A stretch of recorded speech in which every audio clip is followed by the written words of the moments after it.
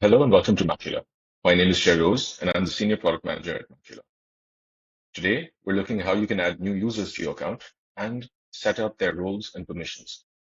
To add new users, go to Settings, navigate to Users and Teams, click Add a User, and just fill out these details. So full name and an email address.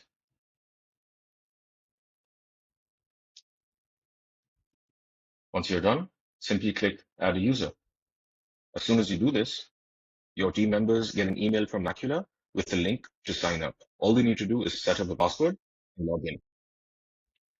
To set up their roles, just go down to the user, click Edit, and set the desired access level for this user.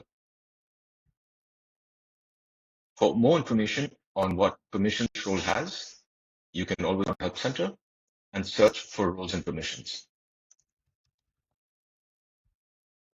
In this article, when you scroll down, you will see a table that outlines all the permissions each role has with respect to each feature within Makula. You should always come back and look at any changes that we've made, because as we add new features, we slightly update or add permissions for each role.